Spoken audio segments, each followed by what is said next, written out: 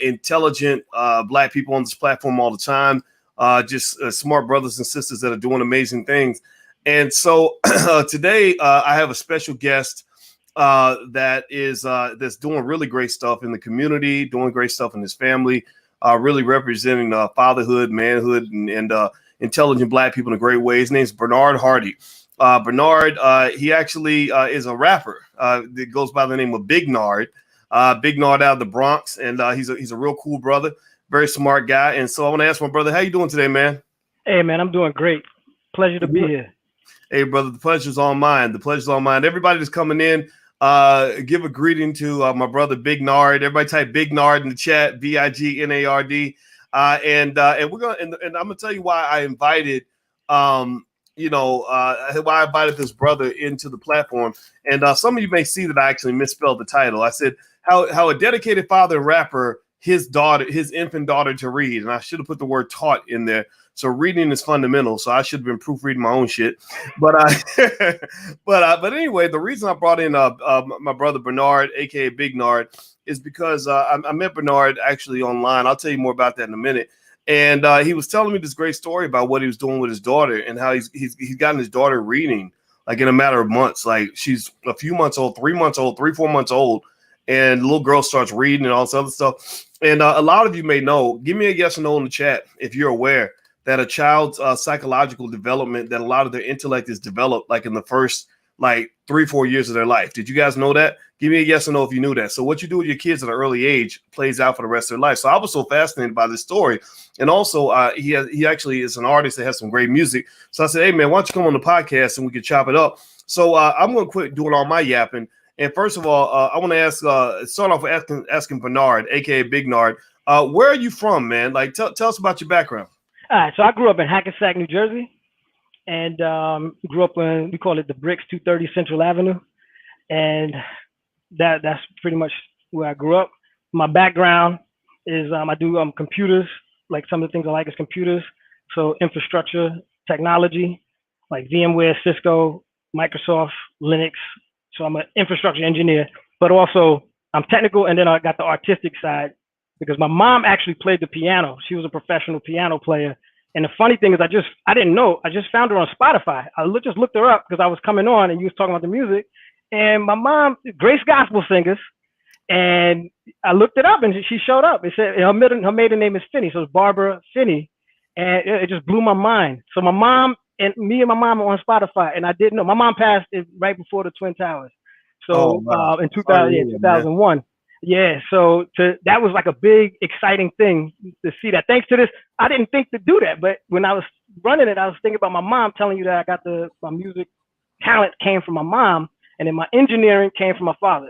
So wow, yeah, wow. Now, what's your mother's name? What's your father's name? Yeah, so my mother's Barbara May Finney, and Barbara May Finney Hardy. That's her maiden name, but Barbara Hardy, and then my father's William Hardy, and my father was in the funeral business. So, we've been around a lot of interesting situations.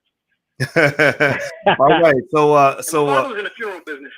All right. Well, sorry, bro. Sorry, man. Sorry. I had another button open and it, that's why you're hearing yourself echo. My bad. Wow, man. So I say to your mama, man, that's pretty cool. That's pretty awesome to hear. And your father too. So, okay, so you mentioned musician and also you said your technology engineering background that came from your father.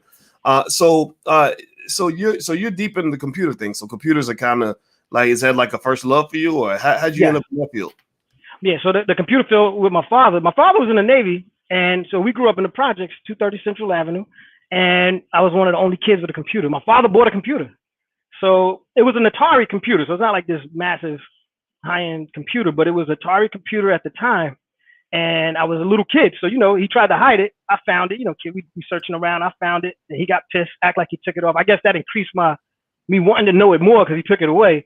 But he brought it back. I started playing with it, but I was at such a young age. I was in elementary school when he did it, so I was one of the only people in the neighborhood with a computer. And so since it started at that point, I took a liking to it, and throughout my school, it was always into the computer field. I even wrote in my my elementary school yearbook that I wanted to be a computer operator. So back then I knew that this was my path without knowing. And the funny thing is about it is I didn't even know, because in my neighborhood I was thinking about lifting boxes, and I didn't realize I had all this computer knowledge. So I didn't even understand how to apply it, because I didn't have a direct transfer of how to apply it and realize how valuable the technology was. So I was doing shipping and receiving, and then what started my career is I was doing shipping and receiving for a company called Computer City, been out of business. And what happened is when I walk on the floor, I'm packaging, and when I push the packages onto the floor, people stop me and ask me questions, and then I would answer their questions. So then finally, what wound up happening is people would come and ask specifically for me, because I give you the real. I'm not a salesperson, so I'm telling you how to save money, because I don't have no money. So I tell people, you don't need this. Get this instead of getting that. This will do more than what you expected. And then they'd be like, yeah. And next thing you know, I had so many people coming back that the shipping and receiving, the sales guy came to the shipping and receiving manager and said, listen, Bernard is, you got a lot of people asking for Bernard. Is it possible we could transfer him into sales? And then the shipping and receiving, he's like, Bernard, he don't know nothing about computers. And then he said, then that's what started it. From there, I came onto the sales floor, and I was working, and that's what started my career in IT. And that was in 1993. I'm 47, by the way. So that was in 1993. Wow. Okay. So at that time, and when you started your career in IT, were you already doing music? Were you already a rapper, or was there something to come along down the line? Yeah, I consider a music artist, because I do all types of music, but rap is my main focus. Like I started out rapping. So it was my official rap. It was about 14 years old when I started officially, because somebody asked me to do a song. And so I was just rapping on the street. We on a corner, and we would just be rapping. It was just a thing, not thinking of making a song. It was just rapping. And back then, this is the infant stages of hip hop. So I was rapping back then. And then when somebody asked me to do a song, and they'll get it out. The guy was lying, which I'm happy that he did it. It actually got me to do a song. And I had a couple of friends help me. Like I had a couple of friends help me write it. And that's where my rap career came off.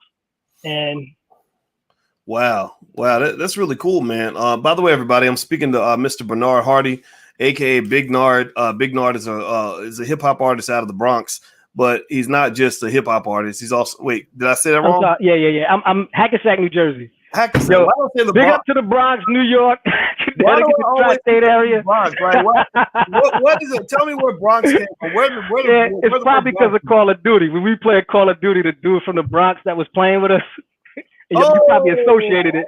Okay, me and him were vibing. That's why you was like, yo, this guy's from the Bronx. Yeah. Where the Bronx come from? You know what? I know what it was. Because we were talking, we were playing Call of Duty, and you mentioned Benny Blanco from the Bronx. Oh, that was right. I got you. I made that. I guess it's still in my brain. Benny Blanco. Okay, so it's not Benny Blanco from the Bronx. This is Bernard Hardy from Hackensack. And Bernard is there's three things about Bernard that stand out. Now, and I want to kind of drill into these, and I'm gonna drill into actually the biggest one, the one that just really blew me away. All of them are impressive, but the one that blew me away was your daughter. But Bernard, basically, he's not just a hip hop artist; he's a great artist. You should really check out his music. I'm gonna put his website on the page in a minute. But also, you are into IT, which I think is cool because a lot of our people don't get exposed to things like that. Which there's so much money being made there. And then three, Bernard is really, really working hard with his daughter. And I want everybody to hear this because give me a yes or no if you know what I'm talking about when I say we got to educate our own kids. Give me a yes in the chat if you understand when I tell you guys, our Black Core 3, educate our own children, create our own jobs, support Black business. Give me a yes in the chat if you understand why you can't be letting these white people educate your kids. like they are qualified to fuck them up. Like just know this. I'm going to just keep it 100 with you guys. They are only qualified to mess your kids up. There's no disrespect to anybody else. It's not anti anybody. But the Jewish community, for example, their best and brightest are educated by their own people. With the Asian community, their best and brightest are educated by their own people. We cannot be that one group that thinks that we can send our children to their oppressors and expect them to be prepared to be successful in fighting oppression. Like why would your oppressor teach you how to fight oppression? That don't even make no sense, right? So let's talk about your daughter, man. First of all, what is your daughter's name? I want to honor that. Yeah, my daughter's name is Brianna. Brianna. All right. So little Brianna is how old now? She just turned 3 on Sunday. Okay, she just turned 3 on Sunday. Everybody say happy birthday, Brianna. Everybody say happy. How do you spell it? Spell it so everybody. Brianna. Brianna. So everybody say happy birthday, Brianna. So we can give this little queen love. All right. So you did something that was really cool, and I'm sure there's lots of parents who've done similar stuff, but I think every parent needs to hear about this. You got your daughter reading before a lot of kids can even walk, talk, or anything. Like, tell us about that. Yeah. So it started as it was a friend in IT working at a company. He had a program that he told me about with his daughter, and I didn't have any kids or anything, but he was just telling me about it. And he said my daughter could read, and I was like, okay, And then he actually showed a video, and when I saw it, I was like, what the? It blew my mind because I'm like, what the hell? I'm like, yo, she's actually reading. She had to be like. She wasn't 2 years old, but I'm not exact, so I don't want to throw the wrong numbers out, but she was around 2 years old, and she was reading like very extremely well. So it threw me off, and I said, yo, how'd you do that? And he said he had this program called My Baby Can Learn, and at the time it was called My Baby Can Read.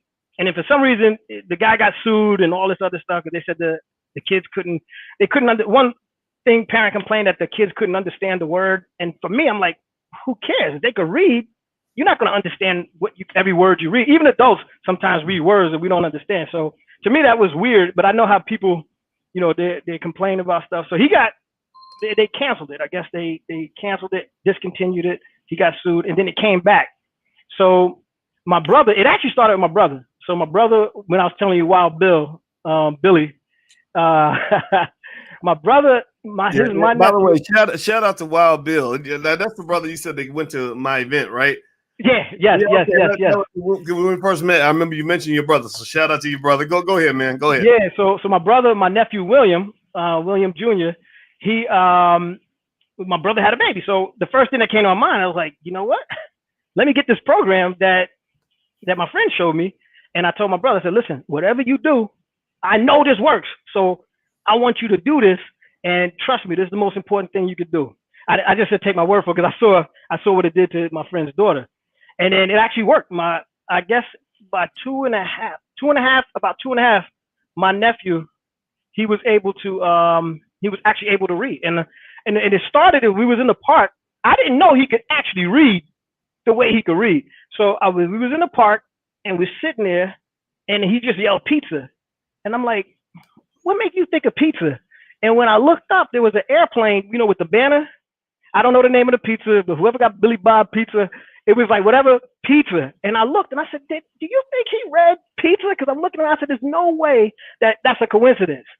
And then that's when my brother and his wife was like, man, he's been reading. And I knew he could read, but I didn't know he could read like that.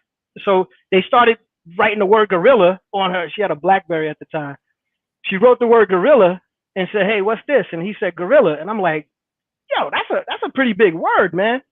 And it was working. So shout out to my brother and his wife. They started the whole thing. So now I got my nephew as proof. And then the one thing that sealed the deal is we was in Staples, and I was like, hey, you know what? You can read. I'm looking for paper. Show me. Just point to where you see paper. Whenever you see the word paper, you point to it. You tell me how to get there. It's like a little game I was playing with him. So he shows me the paper. We walk down the hall. We walk to the paper aisle. I pick up the paper. I randomly picked up a pack of paper, and I said, "What does that say?"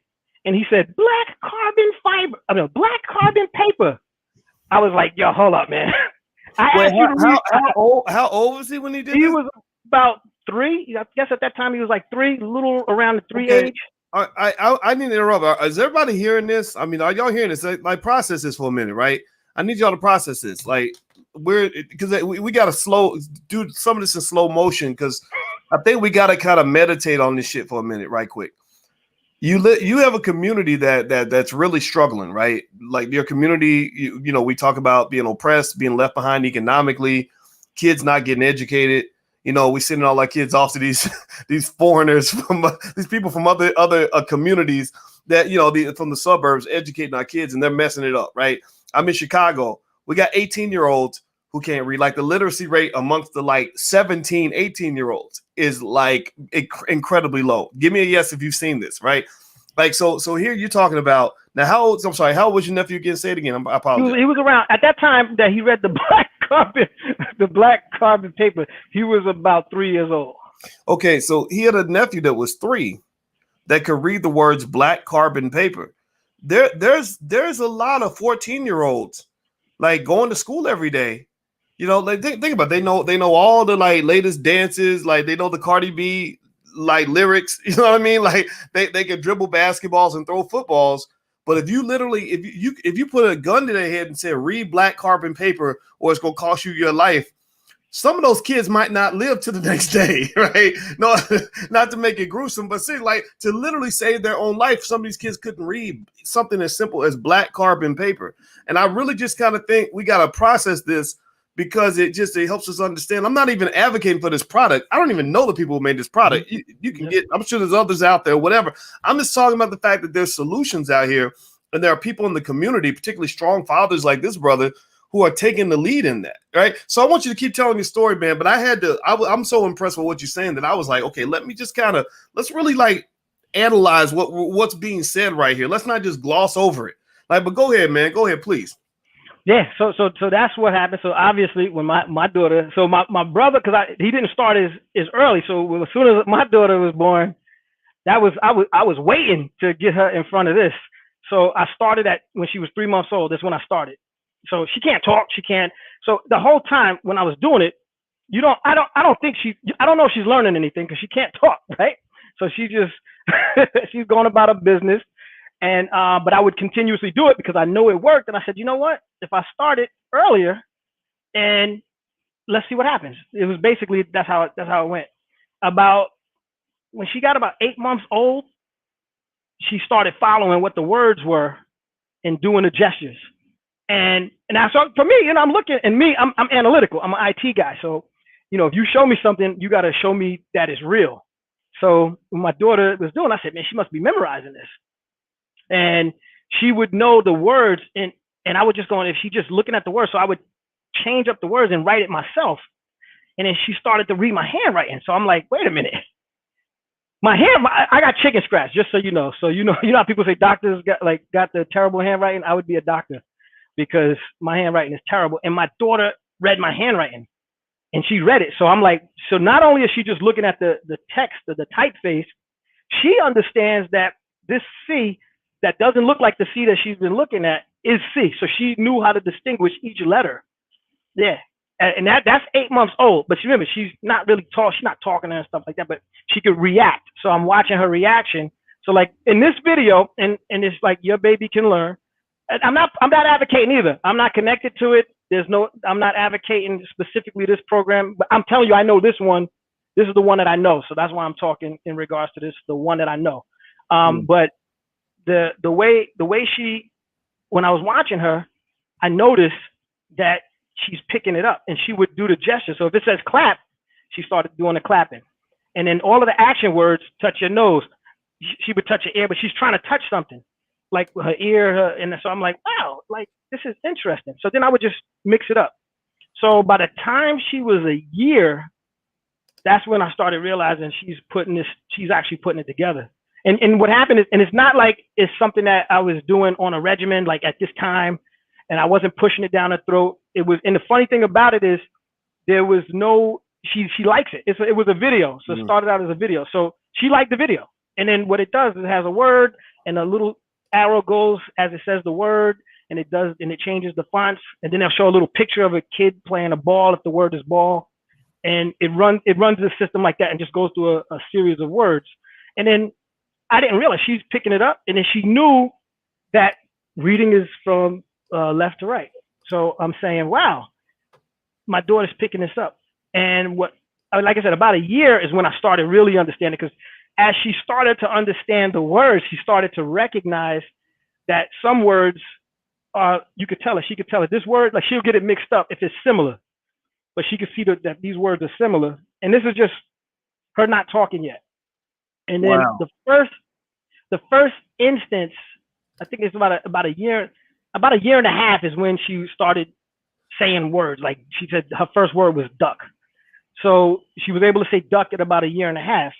But then that's when the clap came up, and then she'll start actually saying the words. So from that point on, all of the stuff that she was watching back then, and it's weird because it actually teaches her grammar. So to give an example, she could tell the difference between time and Tim. And yeah, so it's not like it's like, and I don't know if you didn't mention, but what happened is what I did for Dr. Boyce is I had my daughter read and just so he knows that it's official, he did you did a video, and what I did is I had her read the title of the video.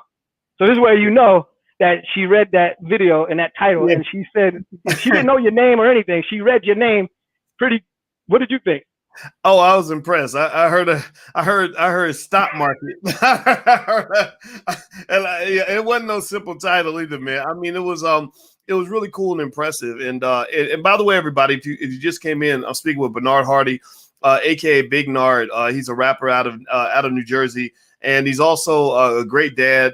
He's an expert at IT and just a cool dude. And he's also fun to play Call of Duty with. In case you guys know, I've been on my little journey where I jumped into Call of Duty for fun, and I met some real interesting Black folks that are B1 all the way. And I just was so impressed with this father that I said, you know, I'd love to have this brother on just to talk about this. So do me a favor, everybody, hit the thumbs up button, hit the thumbs up, share, subscribe button. And I want you to really kind of understand, you know, and we're going to continue this conversation, but I really want you to process this because I want you to never, ever think that there are not solutions out there that can put your kids ahead. You know, like this is going to make a difference for your daughter, man. I'm talking to you and everybody else, but like what I'm hearing is something that is just revolutionary for your daughter. You know, the fact that she is already like not just reading, but she's loving it, you know, so that this is the type of child that gets to where she's 6 and she's, you know, in the 1st grade and she's just reading every book she can get her hands on because she doesn't know, you know, she's not, you know, they, what's that song when they said a child is born with no state of mind, blind to the ways of mankind, right? So she doesn't know about the anti-intellectualism that plagues our community. She doesn't know about the people that are, you know, that somehow think that being smart is bad, right? Like she knows right now that reading is fun, that it's fun to be smart.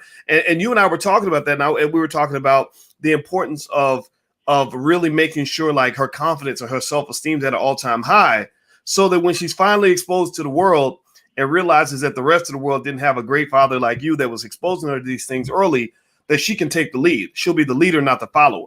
You know, because I don't know if you know this, man, but, you know, because you're in the hip hop music space, so you know what I'm talking about. You get a lot of smart people. You have a lot of smart Black people who pretend to be dumb so they can fit in.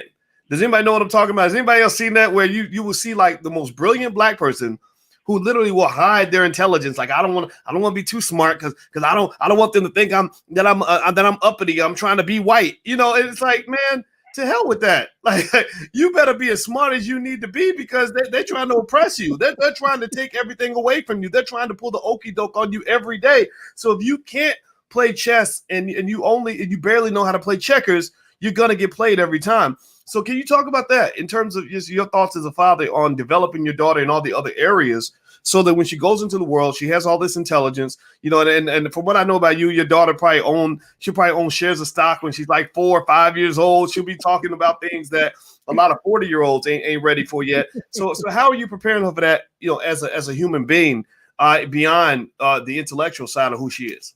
Yeah, exactly. And like you said, that's why I asked you that question, because I was is a concern of mine because, you know, I know that just from an IT perspective, like, so sometimes people don't even know that I do IT because I normally don't really have conversations about it. So in fact, like, so a lot of people who know me that is seeing this video, some of them might say, oh man, I didn't know he was an IT professional. So because at certain points I wouldn't talk about it. It's almost like I said, I do all kinds of music, right? So sometimes because of environments and certain things, the way we're programmed, I wouldn't play, like I listen to jazz, but you know, sometimes I throw like me and my people will throw on like a rock song that I like, right? But what happens is you can't pump a rock song with your windows down, blasting in the summer and cruising, because then it just has a different type of a thing. And a lot of times people take like you said, intelligence. Some people take things and then use it as, oh man, that's a weakness, and it kind of sounds crazy, but you tend to, it's like intelligence is soft in a sense. So what happens is don't realize that intelligence is actually a strength, and it's a super strength, and it allows you to navigate a lot easier and a lot better. Because in fact, like that's pretty much why I was into IT, because I had this information, this knowledge that I was blessed to get, because that was a blessing. Because again, my mindset was shipping and receiving. I knew all this computer stuff, but my programming was shipping and receiving. So I would have continued shipping and receiving had I not got fortunate to get an opportunity to get into the sales floor. So that manager that put me on the sales floor, it changed. When I went from that door from shipping into sales, my mind shifted as well. And it changed the way I think. Took a long time though, so it's not like a process. My mind, I had a lot of corruption in my mind, but it took a while for me to get to that point where I started to understand the importance. So navigating for my daughter, I'm saying I didn't like reading. The funny thing about it is I didn't like reading. And the way I learned to read was I used to like martial arts, like Bruce Lee. So I would go to this bookstore, look at the martial arts books, sit down there, and then I saw these Filipino kids, a whole group of them, and they were hanging out by the bookstore. They were like excited. So I'm sitting there looking at the books, and I'm looking over at them, and I'm like, what the hell is so excited over there? So when they left, I walked over and started looking to see what they were looking at, and it was just like these action books. And when I did it, there was a book back then. It was like an adventure story, but it was a martial. It had ninjas, and it was like an IT guy, like a computer, like a CIA James Bond type guy. And when I looked at it, it had code. So you had a computer code in it. So I was like, whoa, this is cool. So that had me interested because it pulled me into reading, because you read the story and then you got to type this code in your computer, and then the input will give you the answer to part of the book, and then you read on. So shout out to whoever made that book, because that book got me into reading. So that's where for me, that's where reading came from. So I already understood I could read, but it's just that reading wasn't something that I was pursuing readily, and that changed the way it happened. So that's that's what got my excitement when my friend showed me his daughter reading, because I understood. I was like, wow, I saw the power of it, even though I didn't have a child. And this thing, I tell everybody this. So this story, I try to tell people, and I be pushing. In fact, I'm gonna just jump in. I don't want to go all over the place, but I have a mechanic, just to throw this out there. He has a son because he met my daughter, and then he's like, what? Like, he was just blown away, but his son is a little older than my daughter. So his son wasn't really talking, and wasn't really reading. So when I showed him, I said, listen, this is what you should do. And trust me, I tell him like 100 times. And I'm aggressive, man. So if I see something, I'm so passionate about it, and I see a problem, I'm gonna push it. I'm gonna push it on you. And that's just me. So I kept pushing it, and I said, listen, man, you messing up. You heard me when I did it with GMAC. Yeah. So when that's how I do it. So then finally I said, listen, your son's autistic. I said, and I'm thinking that he's gonna have a confidence issue, because people know that he might not fit in with the other people. But I said, what might happen is give him the opportunity to read. I said, you got nothing to lose. I said, try the program. If it doesn't work, then you have nothing to lose, but you have so much more to gain. That's why I kept pushing him. So then finally he went and got it. And then I talked to him like a couple of weeks ago, and he said his son can actually read. Now he found out that his son is autistic, and like he can't really talk, but he can read. And by reading, he knows, because the same way my daughter couldn't talk, I knew she could read. So I didn't get into the specifics with him, but I know when he said it, I knew exactly that he knows his son can read, even though his son can't talk. Because you don't need to talk to know how to read. So right. So that right there, he's autistic, and like I said, I wish he would. Wow. I wish he would have did it like a year ago when I kept pressing it. But better than never. Let's say you think it's never too late. Let's just put it that way, right? So I don't care how old they are, and I don't know. Like again, I'm not a professional. I'm not in regards to telling people what reading works. But I'm saying if it can work for my daughter, if anybody out there that's listening to me and you can't read and you know you can't read, then you could actually on the side start doing the same process. It might work. I don't know. I'm just throwing it out there because I know that there's probably people who can't read that's afraid to say they can't read because there's also, if you're too intelligent, then what happens is it becomes a problem. And if you're not intelligent enough, it becomes a problem. So, you know, you kind of got to be at a certain point where if you're not in that sweet spot, you know, and it makes it really tough where a person that can't read might want to hide it, just like a person who, like when sometimes I was hiding that I'm an IT dude because it has that, probably has that same thing. Again, I'm not an expert. I'm just telling you from my perspective that I would say if you can't read and you hear this and you know you can't read, I would say go ahead and try it.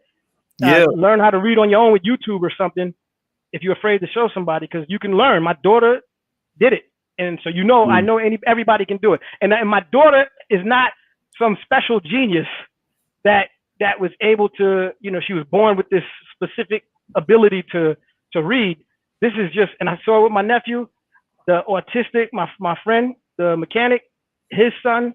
So, and his son's autistic, right? So not in a sense that, but I'm saying he already, I guess the attention aspects it would be difficult for him, and he did it. So I would say anybody could do it. That's the point. I don't want to keep overrunning, but anyone could do it.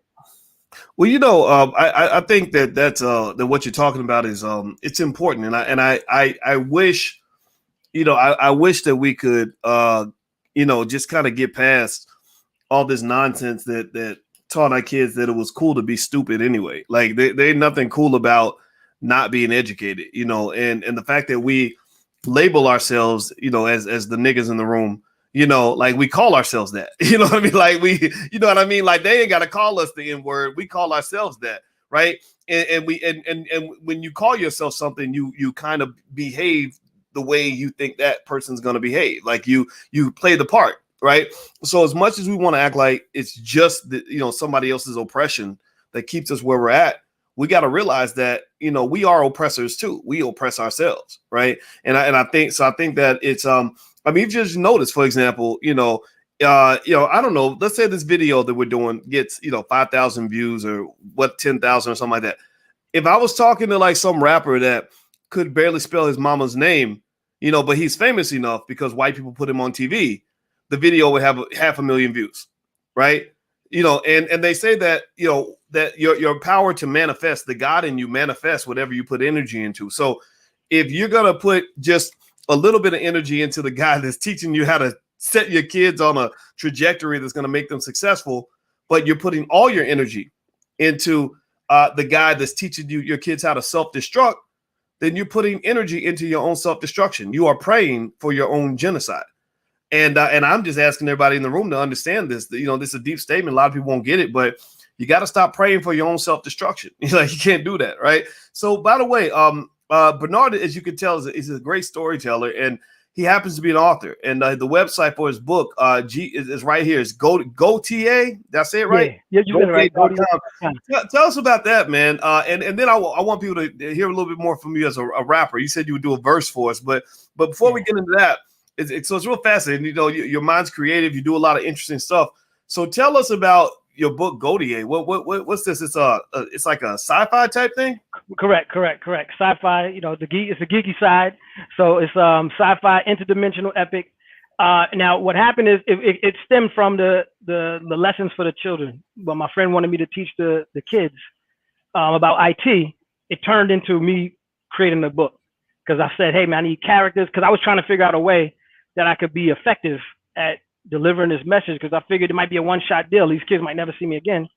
And then everything I wanted to say stuff that would probably stick in their head, whether they knew about it or not. So, and then that's where the concept came from, because there was things like I was saying earlier that you don't know. Somebody tell you something, but you don't know. And then when I was using that part about, you know, you say something about my mama, I hit you. That was a mindset. And it was based on me referencing what I noticed and what I saw. So I learned, like, as I was growing up, you know, we did knucklehead stuff. So what happened is, as I was doing a lot of my knucklehead stuff was me doing something that I saw somebody else do, or it was what I thought you should do without processing it. So I was figuring maybe I could say stuff to them. So if they run into a situation, they may hear my voice and they go, oh, you know what? Let me do that instead of doing this.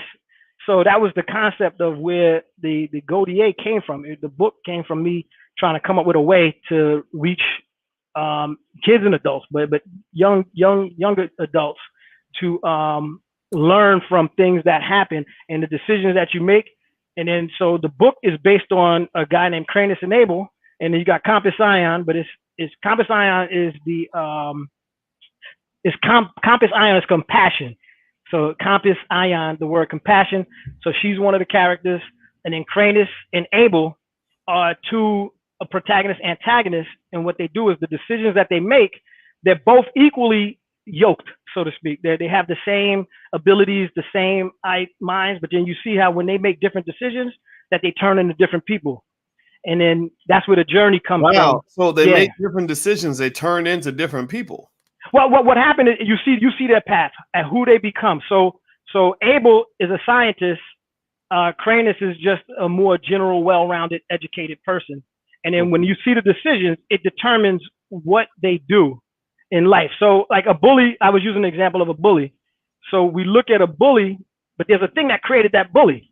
Decisions that people in his life made, decisions that the bully himself made, creates a bully environment. And then what happened is there's another, the other person, he's a victim, but then sometimes that victim is victimized as well, which each person is a separate thing, but it explains why the bully attacked the kid, because something happened to that bully when he was at home or something happened in his neighborhood that caused them. So then you can see the whole chain of events. So it uses good or bad, and then we determine what's good and what's bad based on perspective. So the interdimensional part is Abel becomes a scientist. The Godier is a special relic or element that allows any habits that you create, it enhances them. So the thing is, if you're doing something good, it enhances what you're good at. So compass, and that's what it is. And it turns into this epic where they basically they jump in dimensions, and it goes into a whole cosmic aspects of what they do. And in the Earth, they try to the universe becomes as an actual living entity, and it tries to correct some of the stuff because it gets really exciting. Sorry about that whole thing, but it gets excited. That's nothing to apologize for. You know what it makes me think about when you said the Godier? Two things. Well, one simple thing it makes me think about is you talk about the Godier, something that accelerates and accentuates what you already are. Like I think like money does that. Like if you're an asshole before you got money, you'll be a big asshole when you get money. You know, if you're a generous person before you get money, you're gonna be super generous when you get more money. Like money is like an accelerator in that way, but then also, or even power, is like that too. You know what I mean? Like you give power to the wrong person, man, they become like a thunderstorm, a walking tornado, like a Donald Trump. You know what I mean? But then it's like the other thing it made me think about. We talk about how choices play out. I remember that movie, The Butterfly Effect, with Ashton Kutcher. Anybody else see that? Do you see that movie? Yeah, you got to check it out, man. It's all about this guy that every time he makes a different decision, things would kind of change, and then he would go back in time and change his decision, but then it would create a whole different reality he didn't expect, and it makes and on a serious tip, I remember a time where I went to go pick up my daughter, and my daughter was she was real upset, she was crying, and I was like, "Why are you crying?" And she said that this little boy that my friend used to babysit, he's 3 years old, he got shot in the head. And I was like, how does a 3-year-old get shot in the head? Right. Just it's crazy that we have these stories out here like that. And basically there was this dude who was like a little 19-year-old wannabe thug, wearing a wife beater, got into an argument with the boy's mother. And he goes over there and he just starts standing outside the house. He just starts shooting his gun off right into the house. And there was like a bunch of kids in the house, like maybe like 7 kids. And they were all under like 9 years old playing in the house. And the little boy got shot in the brain, and he survived for 3 days and then he died, And it was just kind of like, it made me sad. Like that story made me cry, not just like for the little boy, but it made me cry for the little boy who shot him, because I was like, wait, like when you get my age, like 19 is young, like 19 is not an old man. You know what I mean? Like, and I was thinking like, man, just a few years ago, this little boy, this so-called thug, was like a sweet little kid like everybody else. You know what I mean? Like 4-year-olds, 3-year-olds, 5-year-olds, they don't come out wanting to kill people. You know what I mean? like we turn them into killers. Like, and so I thought about it. I said, so that means like every time, like the little boy, he was probably at a time where all he wanted was like a hug. And instead of getting a hug, somebody like spit on him. You know what I mean? he wanted somebody to look up to. Instead of getting that, like he got somebody that like treated him like crap. And so that's how you turn a sweet child into this, wannabe gangster who's going to, bust off a whole clip into a house full of kids. Right. And that's when I really started thinking more about the village, and just how, whether we, when we see kids that are astray, and I know you get this because I know how you gotten involved with black kids that, they weren't even yours. You know what I mean? Like you get all these little weak guys that are like, well, if it ain't my kid, I don't care. Well, it's like, no, let me help you understand this a little bit better. When those kids are around you and they need your guidance, like whether you act or don't act, there's going to be a consequence. There's going to be a consequence whether you intervene or you don't intervene. If you don't intervene, that kid might grow up and become the thug that comes and kills one of your kids or kills somebody else's child, right? If you do intervene, then you're going to get a more positive outcome. So when I heard that story, that was one of the things that made me say, it's my job as a black man. If I really care about black people, I got to intervene.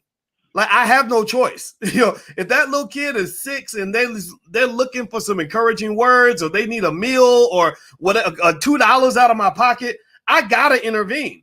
And I just really think that if we took more accountability as men, and I want you to speak on this because I know how you're built, I think as men, if we took more accountability for all the outcomes in our community, then our community would be better off. You got too many people that are like, well, that ain't my kid. I ain't got to worry about it.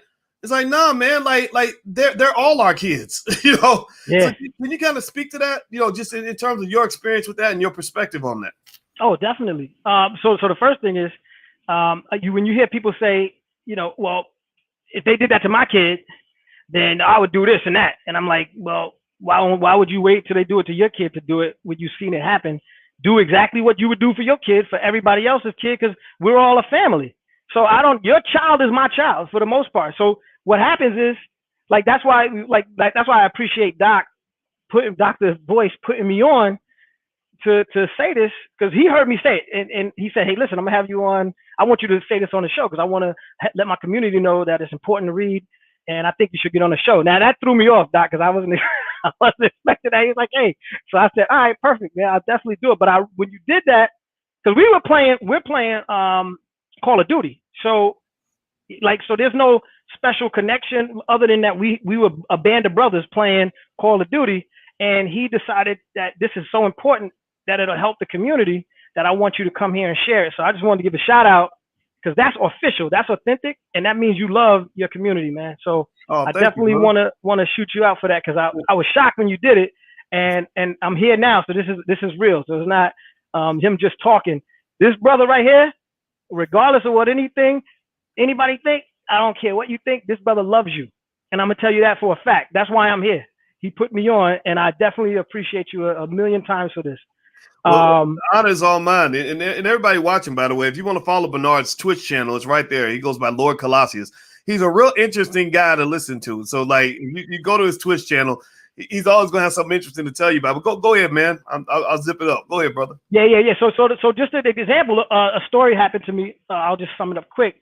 There was an incident that happened in my neighborhood, and I was in high school, like around just out of high school, and one of my friends came and said, hey man, one of the people on the store on the corner, they attacked some kids and the police are there and everything. So I was like, you know what, let's go see what's going on. So me and my friends, we came over, and then when we looked at the situation, they were like, yeah, they attacked this girl. They thought these kids are like 8 years old, I think 8-9 years old. So they were talking about that the one of the guys put a cigarette to the little girl because he thought she stole candy, supposedly spit on the little boy. And I'm like, yo, man, we can't have people setting up shop in our community and then disrespecting our kids. Now, remember, we're in the hood. So how are we're going to be in the hood and you letting some other people come into our neighborhood? And it was a store on the corner. I can't remember the name, but it was but it was a store on the corner on Central Avenue. I got to shoot it out, man. Because if they still there, we still need to put them on blast. On Central Ave and First Street. Now, again, if it's not the store, I ain't trying to put you out on blast, but I'm gonna just say the people who at that time, which was like about 20 years ago, but the people at that time who did that, you need to be on blast if you're still there. So what happened is Because I went and I tried to say, hey, listen, man, we got to do something about it. So I went, I started asking the pastors. I said, who are these people? Does anybody know who these kids were? And then one of the pastors out of Newark called me back and he said, hey, listen, I know the pastor that they go to church with. So he says, I could set up a meeting that, me, you, and the pastor, we could meet and talk about what we could do. So I said, let's do it. Pastor he actually took me to their house. So I meet the mother. The mother was scared. She's like, oh, I don't want to mess with them. They're dangerous, just in regards to people outside the neighborhood. And I was like, well, we got your back. I said, don't worry about it. I said, well, we're going to find out what we could do, and we'll take it here. I said, you're good. And then I told my mom, and my mom said, well, what's their last name? And it was Wood, last name Wood. And she goes, man, those are your cousins. They were my cousins. So just in the gist of what you were saying, I didn't know who they were, right? But now nobody stepped up. So they would have just, and she was scared, so they wasn't going to press charges. They weren't going to do anything. And then I find out it's my cousin. So when you think it ain't your kid that's happening there, you don't know what that situation is. You don't know who they are. So it's your obligation to help, because next thing you know, that was my cousin. Those were my cousins. And I didn't have a real relationship with them at the time, so I didn't know who they were. Like, how we got family that you just, in the neighborhood, I didn't know who they were. So my mom said, no, those are your cousins. So that kid, those two kids, happened to be my cousin, man. So fortunately, we went to court, and then we went through the whole process, and then, it didn't work out right. We had the whole community, again, we fell apart. The lawyer didn't show up. And then what happened is the guy that did it, he pleaded that he did it. He agreed that he did it, but his lawyer talked to the judge, and then boom, it was over with a fine. And I'm like, how do you get away with a fine abusing kids? And then I even threw flyers out. I made flyers, threw flyers out. And the crazy thing about it is, like, the store got more business. Like, they must have not read the flyers that I was saying, shut them down. But the store got more business. But that's why we need to step up. If anything happens, we're all a community. So your son, your daughter is my son and my daughter. And I want you to treat my daughter the same way. So if we look at each other and we love each other as a family, I think that'll go a long way. But I just wanted to shoot that out. But that plays to what we were just saying, though. I hope that. Everybody, I hope you'll applaud this brother, for being a real man. We need more real men in the community that are going to take responsibility for what's happening in the community. So, shout this brother out.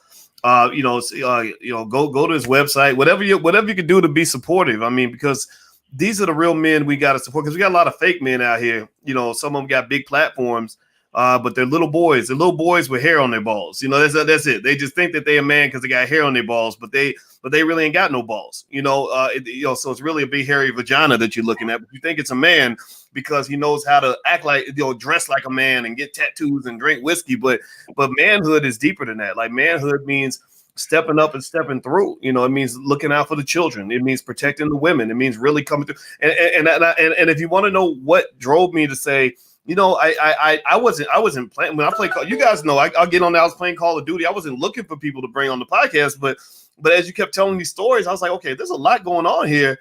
And these are the types of people we should know about. Like, a lot of you maybe had a real man. We're lucky enough to have a real man in your household. Maybe you had a real man as a father. Maybe you had a real man as a stepfather. I had a real man who was a stepfather, who taught me that rough side of manhood, right? My dad literally can say he's killed people. He's had to do what he's had to do. But also he showed me the other side of manhood, which came through loving a black woman, really stepping up for us as kids. And I know that I wouldn't have been the man that I am if it wasn't for my father taking that time to say, you know what, I can love this kid. He's not my own, but I'm gonna look out for him. And I can tell you that we got to applaud these people that are doing that, because those are the people that are holding the community together. And a lot of you are also mothers, and you may not have had children. Like, so shout out also to the mothers that have never given birth, but you know what a mother is. Some of y'all are better mothers than the women who have actually given birth to a baby. Some of y'all know what I'm talking about, right? And so I just really think that this very feminine movement that's kind of happening, where you got these men that are like, well, I can't be around a woman that got kids with another guy. I think that's why our community fails, because what happens is that you have the first set of weak men that abandon their kids, and then you have the second set of weak men that don't even want to come in and step in and support, right? And I know a lot of guys who wouldn't be who they are or where they are today if it wasn't for a football coach that stepped in when your dad wasn't there, or a track coach that stepped in when your dad wasn't there. I was a track coach back in the day, and I had to replace a lot of fathers, and I loved it. It was like a blessing. And I think that if you are pro-Black, you cannot be anti-Black woman. You cannot be anti-Black child. Because if you are, then that effectively, unfortunately, makes you a white supremacist, because, we got plenty of people that are anti-Black children. They're the ones who wanted to put your kids in prison. So anyway, let me ask you this, man. So you're also a hip hop artist. He goes by the name of Big Nard. I'm speaking to Bernard Hardy, by the way. And you can follow him on Twitch at Lord Colossius. It's spelled right there. Also, here's his website for his book. So he's an author, a father, a hip hop artist, and an IT expert. So this brother knows how to do it all. You remind me of that guy. Is it RZA? That's the real smart one in the Wu-Tang Clan. Yeah. So we got another RZA on our hands. All right. So I would love to hear a verse. Definitely. Can you give us a verse a cappella? Yeah. All right, definitely. Go ahead. All right. Let them know you're ready. Let them know you want to hear first. Go ahead, man. All right, you guys ready? Y'all guys ready? Yep, all right, let's do this. All right. So we're gonna do you want to achieve, you gotta believe. You gotta believe that you could achieve. Now, can you believe the unbelievable is even achievable? Set your goals, make them reachable. Never quit till you see it through. Never say you can't, because it's reachable. First thing to do is create a to-do list. Now, whether you knew this or already do this, you still need to do it on paper, tablet, phones, or computers. Bad habits, the rulers. The rule of bad habits, they break with commitment, persistence, and practice. When put into practice, success is practically automatic. When continuous self-improvement process becomes a habit, what you visualize, you will realize. That is limitless, way beyond the skies. Focus your eyes on the prize till it materializes. Everything you think and believe it magnetized. So release stress and negativity and realize that the energy inside is positivity and will energize and create a vibe that radiates everything around you until your dreams come alive. Yeah, you gotta give me one more. You gotta give me one more. You gotta give me one more. One more? Oh, go ahead. My bad. Go ahead. I just figured I wanted to change it. I wanted to do this other. All right, so this was a little different, but hey, so it's everything ATE. I grab a mic, step on stage, then I demonstrate. Rappers imitate. Now remember, this is like 30 years old. That's why I wanted to do it. I grab a mic, step on stage. I grab on Boyce Watkins show, step on stage, then I demonstrate. Rappers imitate what I generate for the whole generation to appreciate. That initiates me to detonate. You'll disintegrate, then I'll incinerate. You in the crew should have got it straight. Up, it's too late, you met your fate, but you might be lucky because the way you operate makes it real easy for me to reincarnate with the live rhymes that we animate. Now, if I bring it back, drop that paper, mate. Call it checkmate because you took the bait. So there's no need to debate because you should have known the great would orchestrate to put you in this situation, son. I knew you would dictate because you're a primate, mere paperweight, and I'm a heavyweight who wouldn't hesitate to decapitate and terminate any wackasee that wanted to duplicate. See, what they try to do is quickly penetrate, but the mind state accelerate and escalate straight to the top 8 at 8, spread from state to state, so they hate that they can't replicate, so the whole form frustrates, so they're left to defecate. And I won't exaggerate, MCs ejaculate from what I try to incorporate, but they all fail because my format complicates, making it hard for the rap to concentrate. But if they want trouble, I tell you it could wait because I'm quick to go to war like a weight. Drop a small bomb just to scare them. Let them retaliate, then give them time to recuperate. Cause next time I'ma let the rhyme radiate, shun them to death till they dissipate, evaporate and obliterate. My style devastates cause I'm the dominant. So don't associate or affiliate, just separate me from the ones you overrate, who really underrate when put against me, the ultimate MC. I just wanted to do that one. That's just a little different. Hey, you still there? Wow, yeah, man. I was listening, man. I'm like out of breath. That was a verse, man. Yeah, so everybody give a Big Nard a round of applause on that. And actually, this is that your album, Unbelievable? Because I looked it up. Unbelievable. Yeah, Unbelievable is the it's a single. I'm putting the album together. That's the single, but you can check me out on any Big Nard Bernard, Spotify, all of the different platforms out there. Album will be coming soon, but I just wanted to. Yeah, I appreciate that. Yeah, very nice, man. Very nice. Yeah, there it is on the screen. If anybody wants to go look it up. So I found Unbelievable, and if you look up Big Nard, Bignard, Bignard, then you can find everything that Bernard is doing. And so this is the new Notorious B.I.G. And he's on a mission, and he's on a mission for the Black community. He's 100% B1. And in general, you guys might see me talk, shouting out different artists periodically, because I personally believe we need to really go out of our way to support the artists that are B1, that put the Black community first, that really want our children to do well, that want to walk away from the ignorance and walk towards something that's powerful, walk to a real power. And so that's why I respect you, man. And I think it's great. So thank you for hanging out with us, brother. I appreciate it.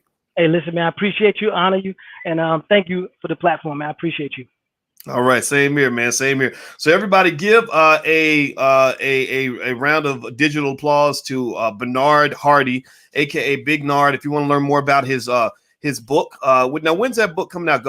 Gautier, G-O-T-I-H-E. When's that coming out? Yeah, so it's still a little bit away. Probably in a couple months it'll be coming out. But you can go to the website. I'm putting out like little mini stories.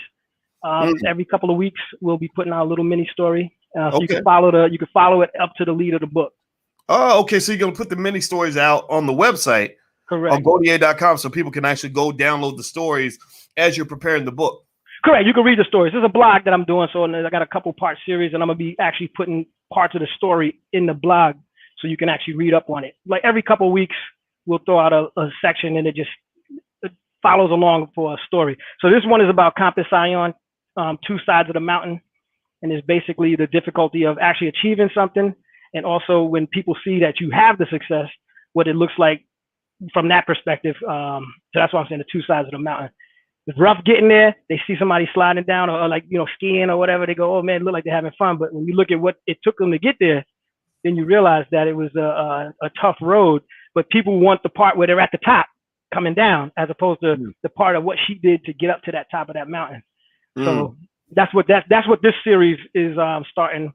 And actually, I think yesterday. Yeah, so the story's out there yesterday. Read it on the blog. Let me know what you think. Feedback, love feedback. And but I definitely appreciate it, and definitely look forward to meeting everybody. All right. Well, thank you guys for hanging out. This was really a lot of fun. And also, don't forget, this is the platform for intelligent Black people. So if you're not Black and intelligent, then this probably ain't the place for you. But everybody that wants to build the future, wants to see the community prosper, this is a place where I'm going to actually feature a lot of great people like Bernard. We've been doing this for a while, and I hope you will take the proactive step of going to support some of the projects he's got going on, because ignorance, it may appear that ignorance is winning, but that's only temporary. At some point, intelligent Black people will be building the future. So everybody take care, hit the thumbs up button, share, subscribe button if you haven't done it yet, and we will see you guys soon. So take care. I'll talk to you soon. Be good.